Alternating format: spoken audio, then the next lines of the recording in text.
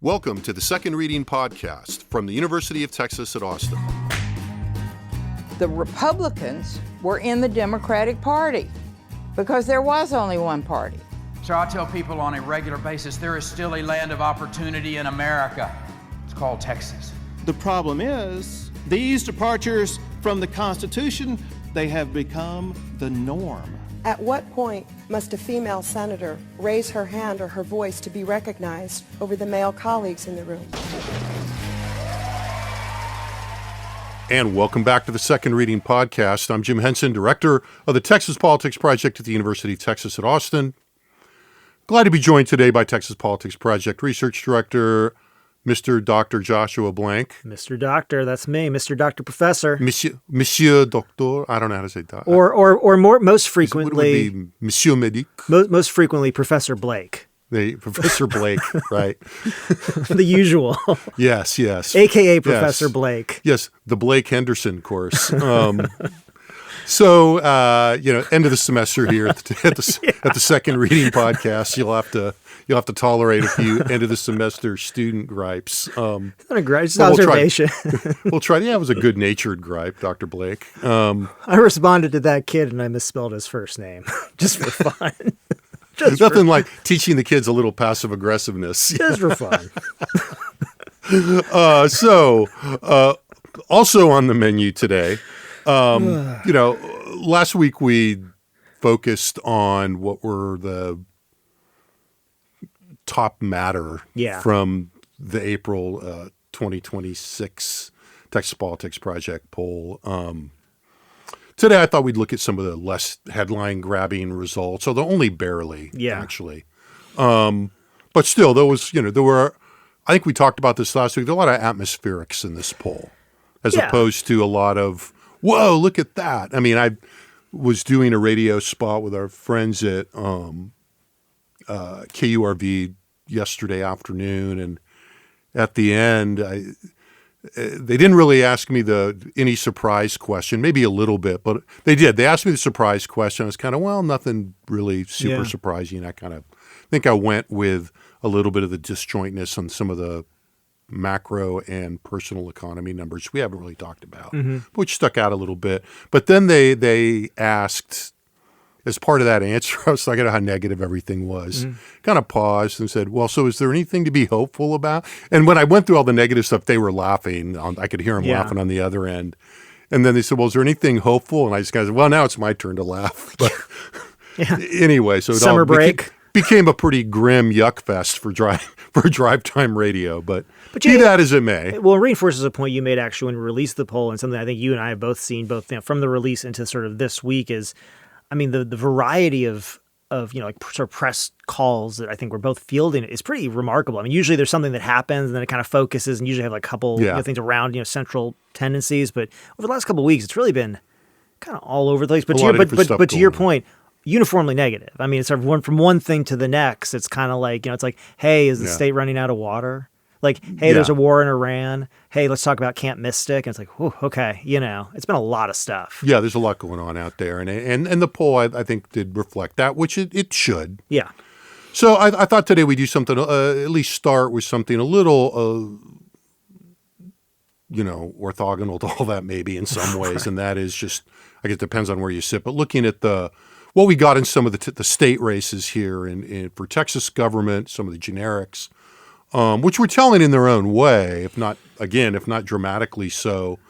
And then maybe check in some of one of the other major environmental factors in play and shaping the electoral environment now and as we head towards the election over the next 5+ months. And that's how Texas voters are thinking about Donald Trump and his policy performance, which, as it turns out, are not just conceptually distinct, but as we'll unpack, a bit different from each other, and we kick that around. So let's start thinking a little locally before we get more global and look at the trial head-to-heads in the April polling data. And, we should point out, as, people, of course, I think pointed on Twitter or something. I mean, these were somewhere between hypothetical and trial ballots, right? Because they are not what's going to be on the ballot. We didn't have third-party candidates on here. But we did poll some of the top, the two top races where Republicans and Democrats have settled on their candidates, governor and lieutenant governor. So let's start with the governor. What do we got? Yeah, and I think, even to your point, this is something of a heat check, given the fact that the real, to some degree, attention-grabbing result in the poll was the fact that, Tallarico was leading both Paxton and Cornyn, which we unpacked, pretty in-depth last week as to sort of the whys behind that, and in general, sort of the lack of Republican unity at this point in the race.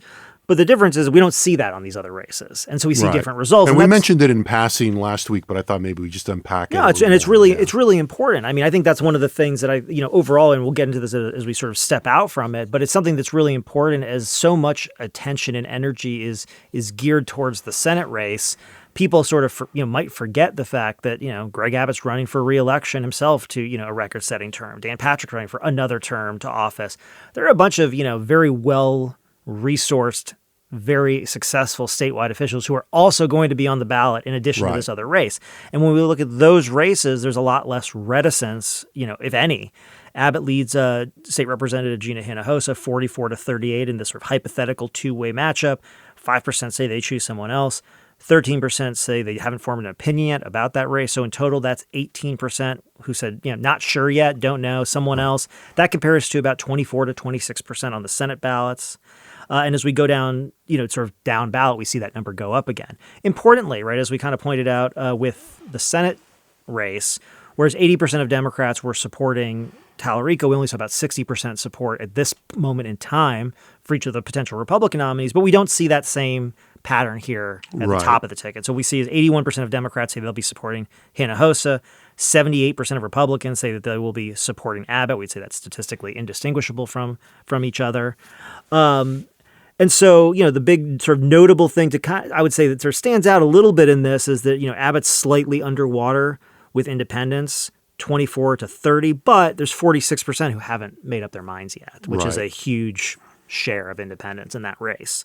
And so, assuming Hinojosa is not going to pull in all of those voters, and even if she did, that would still actually only narrow his lead a little bit in what we see here. Right. I mean, back of the envelope math, that's, about a third. Well, if you do the someone else, 46, little less than half of 11%, yeah, 10%. Let's just say 10% was the true independent on that. Yeah. And then what about the lieutenant governor's race? Yeah, and so in the lieutenant governor's race, now once again, anything as we move down the ballot, we see less attention, less knowledge. That's true when we look at everything about the lieutenant governor's office. When we look at job approval numbers, he's not in the same stratosphere as, let's say, Abbott and Trump, for example. But that's not because there's negativity. It's just less overall. Yeah, that's a consistent feature of polling. I mean, sometimes he gets up a little, well, we can just say because it's been lieutenant governor, it's been Patrick for so long, but sometimes during the session, for obvious kinds of reasons, he gets a little closer to parity. But the problem is the governor also goes up during session too a little bit in terms of name recognition and I wouldn't call it name recognition, just top of mindness among voters. Right. So the first thing to note here is whereas about 18% of voters said someone else or hadn't thought about enough to an opinion in the governor's race and the lieutenant governor's race, that goes up to 34%. So it almost doubles. I mean, not exact, a little bit less than doubles. And in this race, Patrick has a 4-point lead as opposed to Abbott's 6-point lead. So Patrick's at 35, Goodwin is at 31. Again, pretty parallel numbers with the partisans. 62% of Democrats say they're going to support Goodwin. Again, that's a reflection of name ID, which we can talk about in a second. 64% of Republicans say they are going to support Patrick. And again, the split among independents goes Goodwin's way slightly, 13 for Patrick, 21 for Goodwin. And I think this is just also important to note at this point. Independents are generally dissatisfied with political leadership always, and Republicans are in charge, so there is more just kind of obvious reasons for them to choose someone else. Regardless. Well, something I think that we haven't quite. I mean, we keep we're gonna have to. We keep threatening to just do a pod on independence, which eventually we'll get around to. But I think that the other interesting thing that I think is buttressing that tendency for independents to be crabby about incumbents. Is that, there is an alignment right now between Republican government at the national level and at the state level. And that's reinforcing this tendency in Texas. Let's put a pin in that point because we'll come back to that when we talk about Trump's impact on the national environment. Because ultimately, his attitudes among independents towards Trump are very negative. In Yeah, this it's a poll. good. Yeah, I mean, it was a good setup. For Yeah, that. I mean the one thing I just want to say before we move Yeah. away from this is just again if the headline news here in some ways was that Tallarico was up in these hypothetical trial ballots, this is an important piece of context here, which is that Abbott is still leading this race, Patrick is still leading his race, and a big part of this is the challenge that faces all Democrats, which is that when we look at attitudes towards their like in Abbott's case his opponent, and in Patrick's case his likely opponent.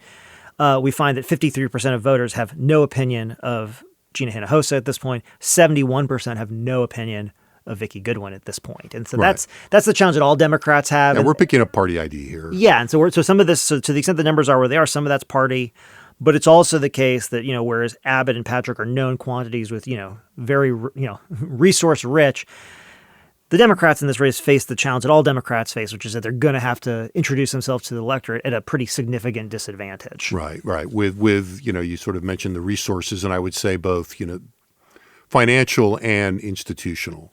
Right.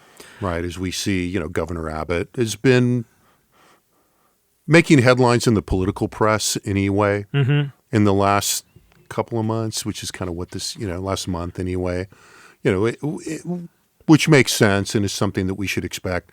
The Democratic candidates have no opportunity to do that. Right. They can issue press releases. They can, use social media. They can try to do appearances and get some earned media on that.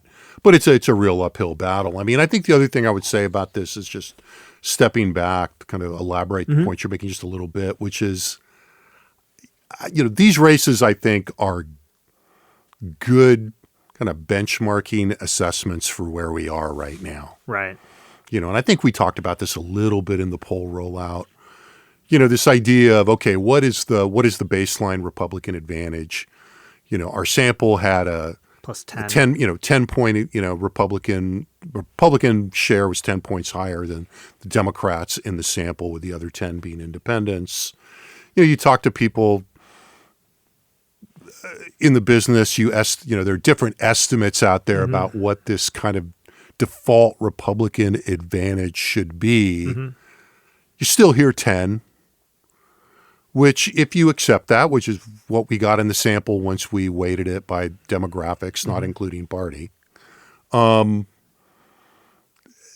then you have Greg Abbott, which is the benchmark below this, given all the things we've said about the Senate race. Right. Up by 6 with about 1 in 5 vote, a little less than 1 in 5 voters not having formed an opinion or paying attention.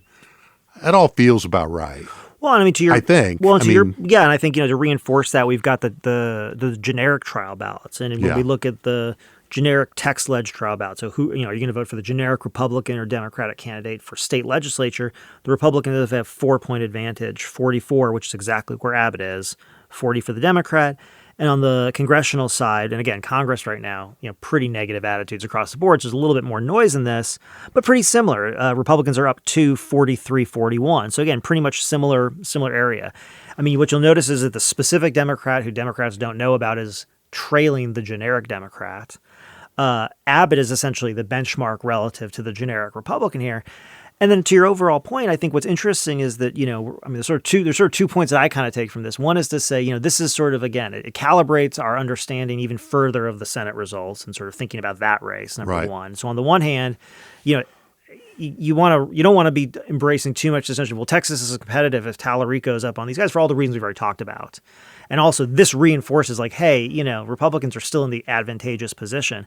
But to your point, what we talk about every cycle is, well, what is the Republican advantage? What does it look like, right? What do we think on a good day, the Republican vote margin is going to look like in Texas?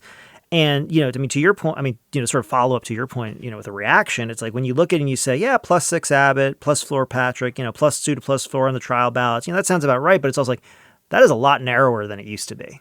I mean, and just going back in the polling that we've looked at over time, and we've brought this up before, even though this is, good news for Republicans and that we're, in some ways telling them what they already know, which is that they still maintain a party ID advantage in the state. They probably maintain an advantage in the actual electorate. But man, if it's not contracting. Well, I think what's interesting is here, after spending years after 2018 saying not to over-rely on 2018. Yeah. it frankly looks a little like 2018. Yeah, that's what it looks like. Where you've got a potentially tight Senate race, and then you've got some yellow flags in the statewides, in which you're not likely to see, Abbott you're not likely to see 14 and 20-point wins necessarily, Right. which we had seen during some of the high points of Republican hegemony in these midterm elections. With the usual caveat, and there's also the piece here that I think, I think we went back and looked at this, and I think this holds up pretty well, that when we're looking at these April and June polls of registered voters, historically Democrats have run a little stronger, and Republicans wind up outperforming those numbers, but not in some of these big Democratic surge years. Yeah. Yeah. And that makes sense because if you think about it, whereas, we've sort of talked about this, the Republicans who are running for statewide office have likely been in government for a while and have taken positions, right? They've had to do things that have, put them at odds with even some of their voters at times, even if only a minority. And that creates these, opportunities for primary challengers, a little bit of hurt feelings. Whereas for Democrats, a lot of it's like, who's up? And then it's like, well, this is the person this year. And so there's not really any question in some ways that the Democrats don't have a lot of pressures. It's just who is the candidate usually. And that's kind of what you see here. To your point, why they generally run a little bit better earlier in the year. I will say, to your point about the 2018 thing, what it makes me wonder is, 2018 wasn't 2018 until it was 2018, right? And there's sort of like how much of this did we know when we knew it versus how much of it became apparent over time? And to some extent, it's like, I agree with you. It does feel like 2018 in a way, and when we look at kind of the macro environment. But what I wonder is, are the Democrats starting in a stronger place now relative to where they were starting that race in 2018? That's something I think we can look at the data and kind of think a little bit about. And it's not a simple answer. I think, in some sort of generic sense, you might think so. In another sense, knowing what we know about the party favorability items and sort of the general dissatisfaction with the Democratic Party, especially the end of kind of the Biden term, exactly where things stand, right? But I think that's sort of an open question here to my mind is, does this look like we're on that same trajectory, or are we somewhere else? But, the current I'm kind of putting in my notes of things to check. Right? Yeah. Like what's the same and what's different from 2018 is not a bad way to think about that. Not a bad thematic, right? In terms of, to your point, one of those things being, and I don't remember what the trend data look like. What is the state of the Democratic brand? Right. Right. And my gut feeling is, and I don't know if this will hold up in the numbers, but I think it does, based on my faulty memory, is that, Democratic favorability ratings are down. Now, I don't know how much they're down relative to Republican favorability ratings. And with whom is another key part of this. Right. So, yeah, in particular in things we've been thinking about this week and another front, I'm as much interested in that, where's the brand among Democrats, as I am among anything else. Exactly. So let's move on to some of the bigger than atmospherics that we didn't talk about last time and environmental factors. And I think we touched on this a little in relation to immigration, border security versus economy prices last week, but just a little. But I want to focus, but I think we focused on the most important problem facing the country last time. Yeah. So I thought we'd want to take a closer look at what we got from most important from the item asking people to tell us what the most important problem facing Texas is. Right. So here the story has still been about this steady decline in the focus on immigration and the border. And so not surprisingly, when we sort of, what's the most important issue facing Texas, economic concerns were, top of the list. If we look at sort of broken down, inflation and prices were the top one at 15%. In third place was the economy at 9%. And a little further down was unemployment and jobs at 3%, which if you add all that up, that makes 25%. That's 1 in 4 voters, right? By contrast, immigration and border security, which have historically been top issues, were 8% and 4% respectively. Now, this is almost always the share of Texans who say that immigration and the border is the most important problem facing the state is almost always driven by Republican voters. Overwhelmingly. And what's interesting in this poll is that the share of Republican voters who said immigration or border security dropped to 20%, which is the lowest it's been probably since COVID, maybe before. We have a really good graphic on the site that actually tracks this. But importantly, when you combine the share of Republicans who say inflation and prices 12%, the economy 10%, or unemployment and jobs, that's 25%. That's 1 in 4 Republicans, and it's more than are saying immigration and border security right now. That's if you say like what stands out to you as someone, we're watching public opinion all the time. We know people. This is something underlying all of this. It really, to me, is driving a lot of the politics in the state right now. Is sort of the way that immigration has fallen off the radar as the primary focus for a lot of Republican voters. Doesn't mean it's not important. Doesn't mean it's not still important. But I was talking to you about this on the way coming in. To the extent that Abbott is now using powers within the executive branch to put pressure on Texas cities over their lack of fealty to like immigration enforcement, that's a way to turn this issue on when it's kind of hard to do it right now. Well, I think the interesting thing about that I think we talked about a little bit in regard to the last poll because we had the items there, but in February when we included our broader immigration questions about legal immigration, but particularly the heat check question we periodically talk about on the podcast. It'll be familiar to regular listeners. That is do you agree or disagree with the statement that anybody in the country who's here without documentation should be deported immediately, or should be deported immediately. Gotcha. Yeah. That number is actually at an all-time high right now among Republicans. Right. In other words, it was typically in the mid to high 80s, and it's been, I think, consistently breaking 90. Yeah, it's really in the high 80s from the low 80s. For three or four polls now. Right. Right. And so the trick here, if you're, to talk about the Abbott actions vis-a-vis the cities on immigration and the border or immigration enforcement, is to tap into that. Yeah. Right. Even if it's not entirely salient, given what we see in the MIP, or there's more competing with it, you can still be pretty sure that this is going to resonate positively with a big chunk of Republican voters, even if it's not as top of mind or there are things competing with those dispositions as it's being received. Well, and a reminder, what was also in that poll was that there is this sort of idea about, this immediate deportation of anyone who's here undocumented, and it's very high. And then we ask about specific circumstances, right? And we find that, support for these deportation activities drops off as you get a little bit more specific and depending on where you're talking about, hospitals, churches, schools. But what's politically astute about this approach is you're talking about police interactions. We're not talking about, going into the schools. He's not talking about, having people hanging out outside of It's a little more concrete, but not too much. No, but it's a little bit more concrete, but it's a little bit more concrete along the lines of what you're talking about. In the right direction, right towards criminal enforcement of, basically people interacting with police. And that's sort of, again, I think that feels very comfortable within the attitude space that we've been talking about. But it also, again, it allows, there's something about that this is just so familiar, which is you've got Republican control of state government. You've got Republican complete control of the federal government. You can't really talk about immigration, but it's an issue that traditionally binds your electorate. So who do we talk about? The Democratic cities and their lack of immigration enforcement. It's not, outside of the bounds of the normal playbook. Right. Well, because it taps into the immigration and enforcement sentiments and also taps into partisanship. Yeah, exactly. Basically. Exactly. Pardon me, in a very direct way. Right. Before we move on for those, I also want to flag a little bit a couple of the subgroups. So for a long time, independents when we looked at independents in these MIP ratings, they fell sort of between Democrats and Republicans, but probably looked a little more like Republicans in terms of the salience of immigration and border security.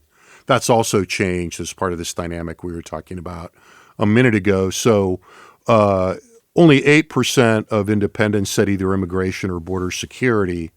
The economic numbers there add up to even 39. higher than the quarter. Up to 39, yeah. Right. So another way in which independents are positioning themselves, are positioned as of now in a way that doesn't look great for Republicans if you're looking in the general election for discourses that will shore up your standing and give you a little bit of a cushion in the context of a little less certainty about what the Republican margin is going to be. Right.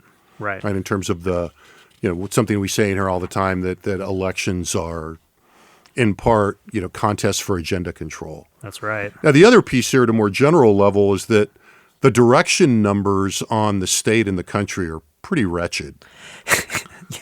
To put it mildly. Yeah, no, it's well done. I mean, particularly at the national level. They're a little less so at the state level, but they're not great. Yeah, I mean, there'd been a few polls in December and into February where it seemed like things were rebounding a bit. Back last year, if we, go back to, let's say, just June of last year, it was 37 thought the country was going on the right track, 54 wrong track. Let's just stick with wrong track. In August, it went up to 59. In October of 25, up to 58. And then at the end of last year and the beginning of this year, it started to drop a little bit, 53% in each of the last two polls. And again, damning with faint praise, still a majority saying the country's on the wrong track. Jump to April, only 34% of Texans, basically just a scratch over a third, say we're headed in the right direction. 59% say we're on the wrong track. Now, oftentimes, the state is a little bit more durable, in some ways to some of these, sort of moments of friction, which I think, the war is really, honestly exacerbated here, if I'm just going to guess. But what we found in the April poll for the state was that 42% said the state was headed in the right direction. That's unchanged from February. 47% think the state is on the wrong track. That's up 2 points from February. And ultimately, just marks another poll in which Texans mark the state is headed in the wrong direction, or more think the state's headed on the wrong track. At least a plurality. I mean, I think we broke 51 maybe back in October. Back in October we were above 50%, but then we hadn't been above on the wrong 50, track. Yeah, but we hadn't been up above 50% before that since 2023. Yeah. And before that, since 2021. So it's not, once a year it might pop up here. But generally speaking, but even before that, if we go back into, a deeper history, the poll goes back a long ways. There's a long stretch in which we didn't see the plurality of Texans on the wrong side of that. Yeah. number. And the numbers weren't underwater. No. And oftentimes we would see, even close to a majority saying right direction. And it's Right. It's long gone, is just to say. I mean, I think how much of that is just the partisan politics and polarization, everything else, and how much of that is actually just overall performance based is a little bit tough to say. But I mean, I will say this, there's a little bit of kind of a similar pattern here to what we're seeing in some of this other stuff, which is, Democrats are very clear. 80% think the state's on the wrong track. 58% of independents think the state is on the wrong track right now. But on the flip side, 69% of Republicans think the state is headed in the right direction, with nearly 1 in 5, 19% saying we're on the wrong track. Now, what the constellation, the nature of that 1 in 5 is, I think. And there's not an intensity measure no, there. And look, we study this. You guys listen to this, and we know that among the 1 in 5 Republicans who are unhappy with the direction of the state, some share of them are saying, hey, yeah, because we're not conservative enough, or we haven't gone and done everything we could do, and some are on that other side. So it's a mix within that. Yeah. And also, I think this goes back to the other point that we've already made a couple times in this podcast, which is governing is hard. Ultimately, there are trade-offs to be made, agendas to be selected, and not every Republican is going to be happy with Republican leadership, whereas Democrats can be uniformly unhappy. Yeah, I'm not trying to, and I don't want to try to paint the Republican attitudes. I mean, to your kind of qualification there, I don't want to overpaint Republicans as overly negative. But as we're working on this other piece that's followed from last week in terms of gauging, Republican enthusiasm, potential, opportunities, but more critically at this point, drags on Republican turnout, et cetera. It's worth noting that if you put the don't knows in that direction, and I think if your party is in control, and somebody asks you if your state is headed in the right direction, and you say you don't know, that's not a good response. Yeah. I'm not saying it's as bad as somebody going, it's on the wrong track, but it's problematic, I think. And again, at least a yellow flag. And I'm kind of struck by, I would have to dig into this more than I have to think about, but that 19 number, that just around 1 in 5 share of Republicans that are unsettled in some way. I mean, that proximate to that number recurs a lot in the Republican internals. Yeah. It's kind of what you see in some of the Paxton Cornyn numbers when you look at the share of people that don't have a positive view of one or the other. Yeah. Right? That seems to be kind of the level of dissent, discomfort, reservation, however you want to paint it, among Republicans in a lot of these assessments. Well, there's something that I've been looking at. I'm just now we're in rank speculation territory Yeah, of this sure. for a second. I mean, there's something that stands out to me when I look at the direction numbers, and it makes me think about some other stuff that I've been looking at. But this is a small difference, but it makes me think about this, which is when you look at that right direction, wrong track. Republican women are 66 right direction, 21 wrong track, 14 don't know. Republican men would say 71 right direction, 18 wrong track, 11 don't know. And I think I wouldn't be surprised based on some other data that I've looked at that, if you look at Republican women a little bit more closely, there might be some differentiations in there. And in particular, something that I just happen to have been looking at, over the last number of polls, and it's not something that it's just sort of in my notes, kind of thing, is to look at attitudes towards Trump among married Republican women and unmarried Republican women. And whereas there's really no gap, if you look across the job approval numbers, where there's no gap between married and unmarried Republican men, there's about at least a 10-point gap in almost every single job approval area between married Republican women and unmarried Republican women. And so one of the things that, we've been for years, in some sense, the political analysts have been saying, okay, Trump is it's such a shock to the system. Clearly, there's going to be an effect at some point, or he's doing something that's antithetical to Republican orthodoxy. Surely, at this point, someone's going to drop out. And if you've been following the data, the answer is well, not really. We don't really see that very much. Certainly not in any sort of massive way. And the first thing to acknowledge is it's not going to be in a massive way. We're talking about margins. Right. Number one. And then number two, because we're talking about margins, we need a certain amount of sample size. We need a certain amount of time to really uncover what the nature of the attrition looks like. But to your point, the more that I look at this, the more, I'm thinking that, the attrition is probably somewhere in Republican women. Historically, we do see a gender gap, but it's almost always explained by party. You can almost always say, no, when you look at it, it's actually the fact that this is just, they're more Democratic identifying women than men. And so therefore, you're just seeing that in party.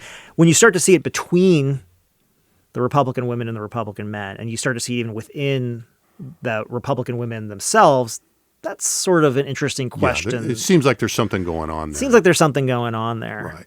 I guess the other thing I would want to just flag as we're looking at that recurring topic is the Hispanic numbers. Yeah. Right. So, in the country, Hispanics are 35 right direction, 58 wrong track, which is, I think, pretty interesting. Pretty much identical with the overall numbers. But then on the state, similar situation, but higher negatives, 41 right direction, 52 wrong track. Right. Which in our ongoing discussion of where Hispanics are and, where they're settling, it's nice to look at this in a way separate from party ID for just a second, but to also notice that these are pretty close to our party ID numbers. And as we'll see, is by way of transition, pretty close to the Trump approval numbers. Well, I mean, what's interesting is that, as Hispanics become, the plurality population in the state and increasingly, a larger and larger share, it is interesting the extent to which, their views are looking more and more like the central tendency of the state, which is interesting. But the other thing to sort of notice in this that I would say, and, you can, whatever, agree, disagree, move on, but the bottom has not fallen out for Trump or Republicans among Hispanics in terms of the gains that he made, right? I mean, not to say that we're not where we are in October of, 2024, right? We're not sitting there looking at, even numbers amongst that group after everything that's happened. But it's also not the case that Republicans in Texas don't seem to be hemorrhaging Hispanic support. And if anything, the floor has remained pretty solid, even with increasing concerns about the economy, even with, again, an overall issue environment that probably is not helpful with that group. It's still the case that, you've got 35 to 41% of, Hispanics who are pretty much, on the Republican side of the ledger on any issue.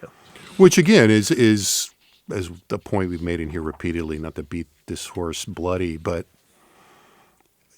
not too far off what we've seen historically. Yeah. I mean, it's going to turn out, I think, probably in the time series when we get a few more post-Trump election observations, that was a high tide within an identifiable band. Yeah.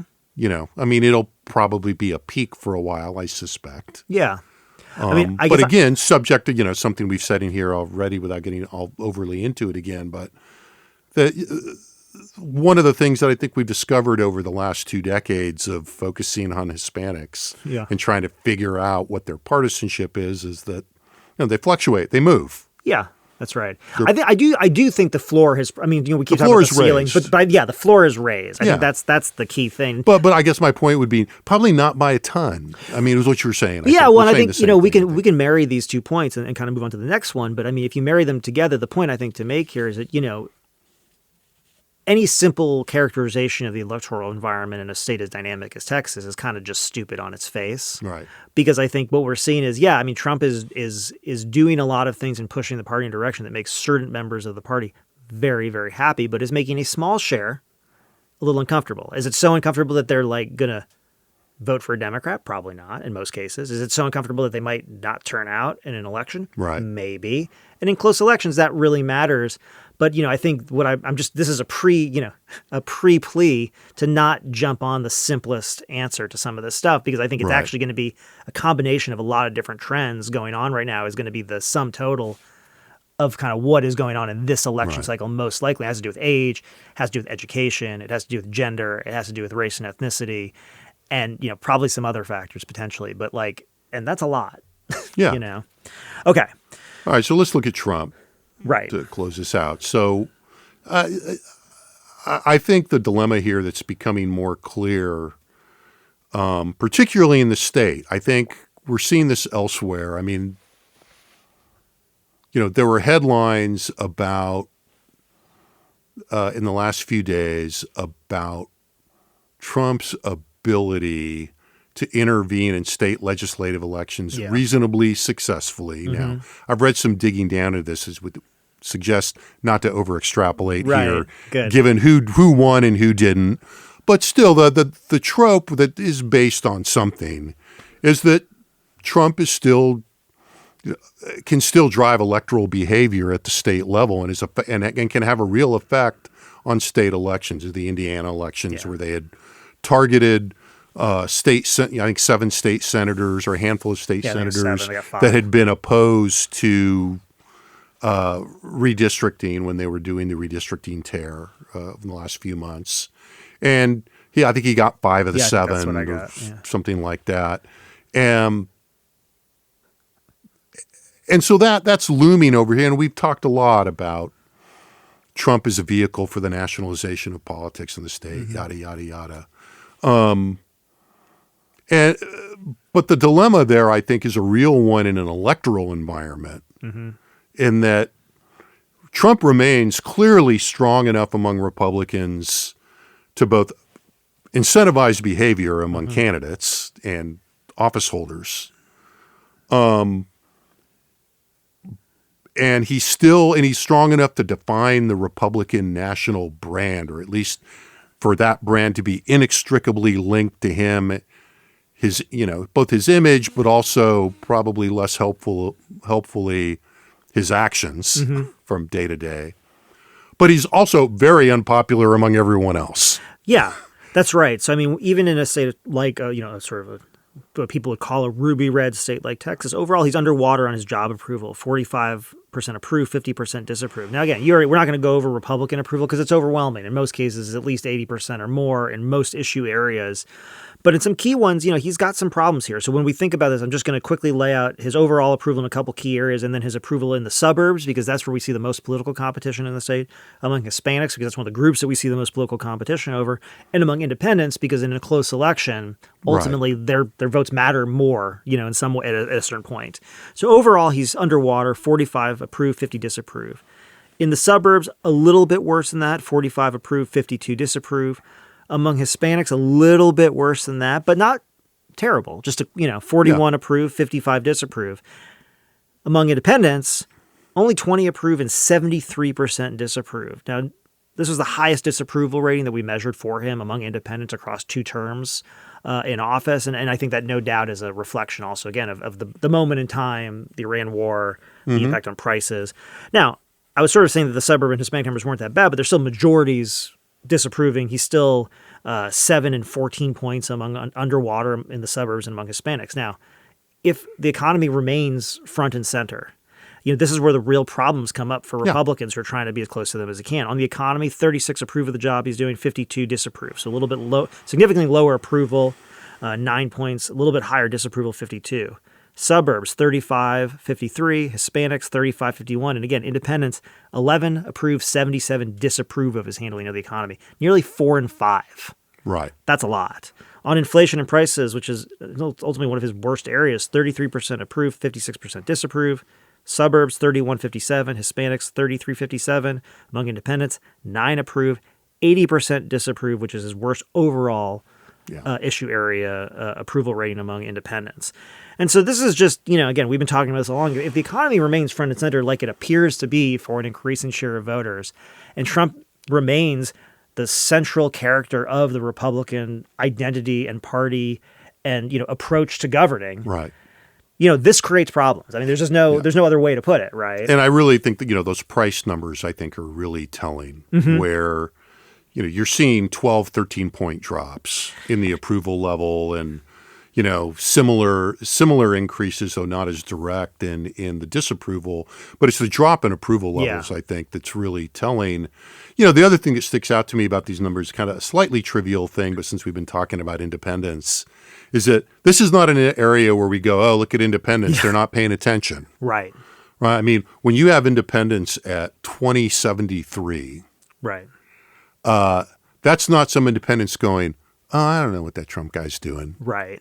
Right. They are, this, and again, if you go back, we've come across it in a couple places in the poll all over, there's a lot of things independents in politics are just not paying attention to. Well, guess what? The economy and prices is not one of those things. Right. Yeah. Right. In terms of, what kind of targeted mobilization or targeted persuasion efforts that we are likely to see as the fall campaign gets closer from these campaigns that on both sides that are looking for something. Right. To, if you're a Democrat, it's to push you over the edge, over the threshold. If it's Republicans, it's to hedge. Well, and to your point, look, the path is much clearer for Democrats right now because they can say the word affordability without choking, right? And that's something that's going to speak to a lot of people. And it's a word that, the president is going to be in ads, sort of fumbling over this word. Republicans are going to have to figure out a way to handle it. And not to be like, whatever, flip about it, but it's like talking about Sharia law might not work when people are concerned about paying for gas. Could be people can't afford to think about those things right now. Yeah. Hierarchy of needs. Now, having joked about that, this is, again, since we've strayed into speculation at a couple of points here today,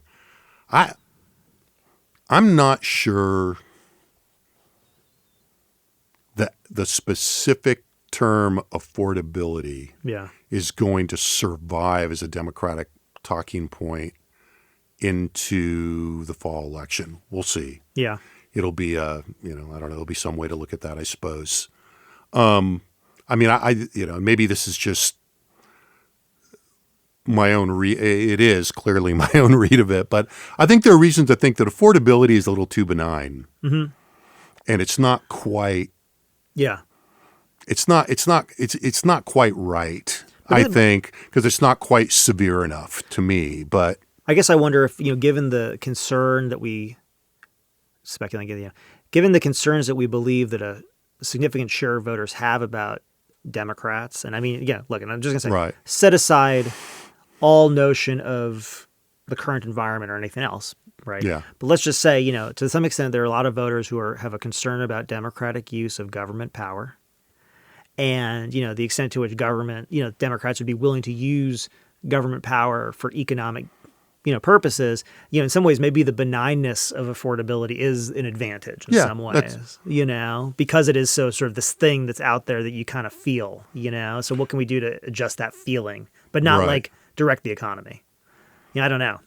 Yeah, I'm sitting here thinking I don't have a, look, nobody's hiring for me for message development anyway, but I don't have a better term, but I feel like it's a little bit of a stale bagel at this point.